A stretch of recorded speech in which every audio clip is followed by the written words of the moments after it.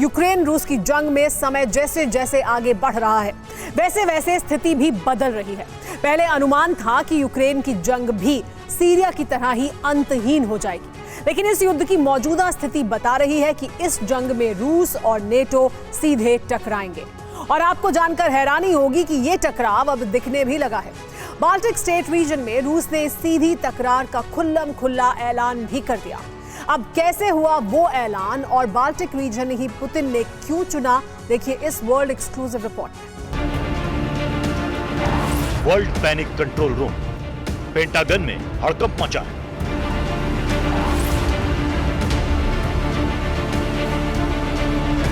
World mission पर तैनात अधिकारियों के कॉल से अमेरिकन स्ट्रेटेजी मेकर्स का दिमाग सुन्न पड़ गया है।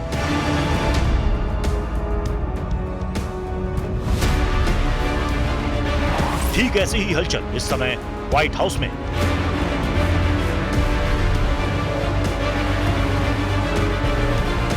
प्रेसिडेंट बाइडेन लगातार सैन्य ऑपरेशन हेड और स्ट्रेटेजी मेकर्स के संपर्क में बने हुए हैं। मैराथन बैठकों का दौर चल रहा है। नेटो बेस एक्टिव मोड पर रखे गए हैं और इन बेस पर तैनात अमेरिकन फाइटर जेट्स का इंजन ऑन हो चुका है।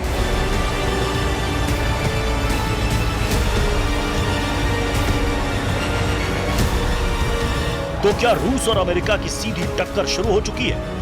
क्या न्यूक्लियर हथियारों के इस्तेमाल का वक्त आ चुका है? या फिर क्या तीसरे विश्व युद्ध का आधिकारिक ऐलान कर दिया गया है? इन सवालों के इर्द गिर्द घूमने से बेहतर सीधा जवाब सुन लीजिए। ऐसा आधिकारिक रूप से कुछ भी नहीं हुआ है, लेकिन व्यवहारिक रूप से सभी सवालों का उत्तर हाँ है।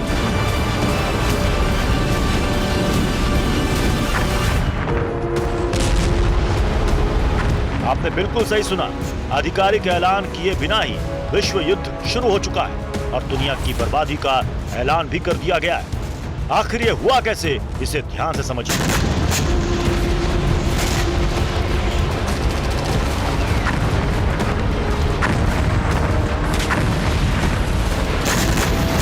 रूस नेटो की टक्कर, अब बरपेगा परमाणु कहर।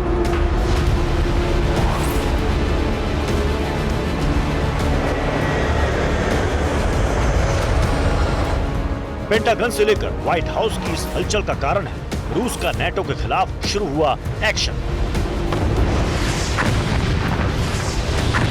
यानी रूस यूक्रेन की जंग उस दिशा की तरफ बढ़ चुकी है जिस दिशा में जाने का मतलब न सिर्फ विश्व युद्ध है बल्कि न्यूक्लियर विनाश भी है।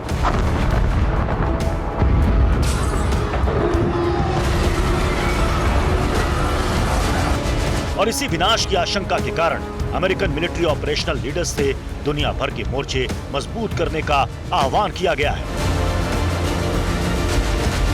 लेकिन पहला सवाल नेटो और रूस की टक्कर का है। बिना आधिकारिक ऐलान के आखिर ऐसा हुआ कैसे और इसका जिम्मेदार कौन है?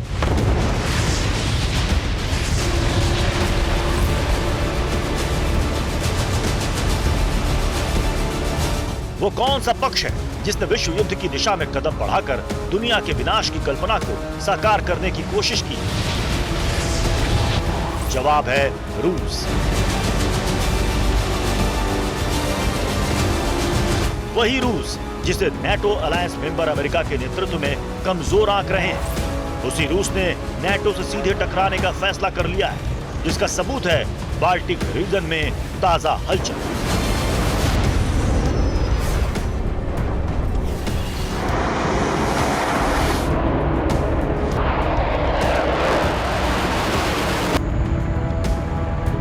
और हलचल ये है कि रूस के 2 Sukhoi Su-27 Flanker jets Baltic state region के हवाई क्षेत्र में उड़ान भरते दिखे हैं। रोमानियाई मीडिया की रिपोर्ट के मुताबिक ये उड़ान उस अंतर्राष्ट्रीय जल क्षेत्र के ऊपर भरी जा रही थी जिसकी सुरक्षा की जिम्मेदारी नेटो के पास है।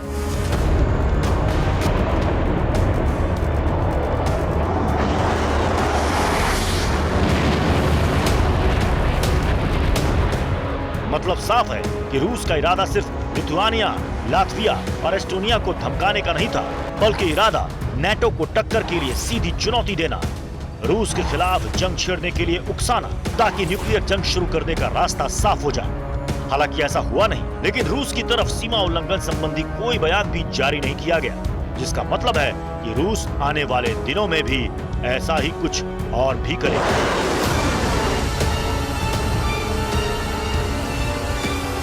बाल्टिक स्टेट रीजन में रूस की 2 सुखोई जेट्स का पहुंचना कोई सामान्य घटना नहीं। इस उड़ान का मकसद जंग को विस्तार देना है। मुमकिन है कि रूस आने वाले दिनों में नाटो के बेस को भी टारगेट करे और जो आसार दिख रहे हैं उसमें न्यूक्लियर वेपन का भी इस्तेमाल हो सकता है। अब सवाल यह है कि जब बाल्टिक स्टेट रीजन के हवाई क्षेत्र पर रूस के 2 फ्लैंकर जेट्स उड़ान भर रहे थे तो फिर नाटो ने क्या किया?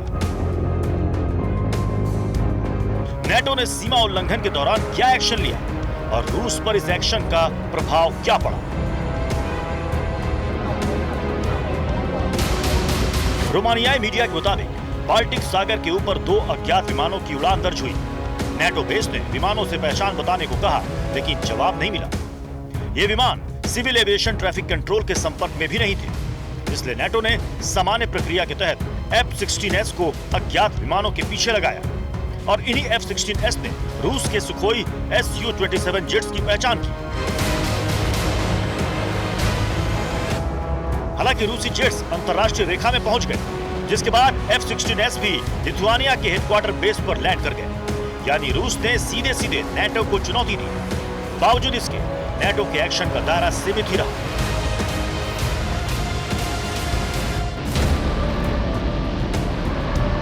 हालांकि अब यह हलचल आने वाले दिनों में कौन सा रूप लेगी, इस पर दावा नहीं किया जा सकता, लेकिन इतना जरूर है कि यूक्रेन के खिलाफ जंग के दौरान ये पहली ऐसी हलचल है जिसमें रूस और नाटो करीब करीब आमने सामने आ गए, जिसके बाद नाटो मेंबर कंट्रीज में दहशत के बादल गहराते दिखे। बाल्टिक रीजन में रूसी हलचल से 3 देशों ने बड़ा खतरा महसूस किया। लिथुआनिया के एयरबेस जवाबी कार्रवाई के लिए एक्टिव हुए। लातविया में तैनात नाटो फोर्स के बेस पर हड़कंप मच गया। एस्टोनिया ने भी एयर रेड अलर्ट के सायरन ऑन कर दिए। इसके अलावा नाटो के हेडक्वार्टर में रणनीतिकारों की बैठक शुरू हो गई और पेंटागन की कार्रवाई पर निगरानी के लिए व्हाइट हाउस लाइव कनेक्ट हो गया।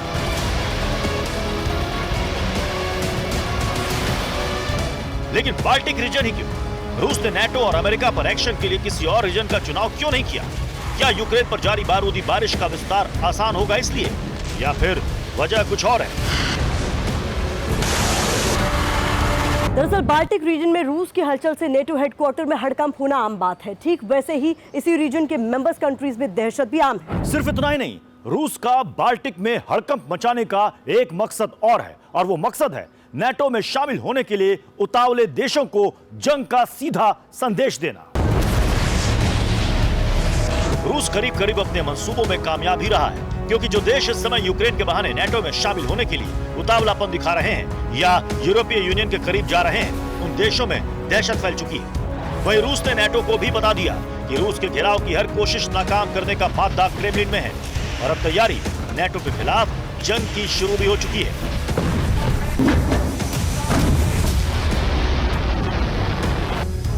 दरअसल रूस के पड़ोसी बाल्टिक स्टेट लिथुआनिया, लातविया और एस्टोनिया पहले ही नाटो मेंबर है। अब फिनलैंड भी नाटो में शामिल है और स्वीडन को भी जल्दी मेंबरशिप मिल सकती है। इसके अलावा पोलैंड भी रूस का ऐसा पड़ोसी है जो नाटो मेंबर होने के नाते लगातार रूस के खिलाफ एक्टिविटी में शामिल है। और अब मोल्दोवा भी रूस से बगावत पर उतारू है, यानी ये रूस के खिलाफ एक व्यू है।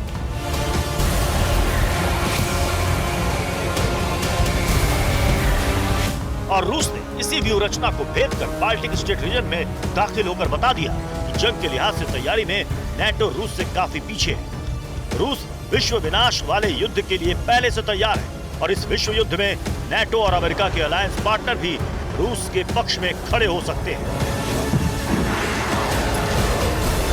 यानी रूस का चीन पूरा साथ देगा। ठीक वैसे ही नॉर्थ कोरिया और ईरान भी रूस के पक्ष में, लेकिन इसमें सऊदी अरब और तुर्की अपना खेमा बदलकर शामिल हो सकते हैं।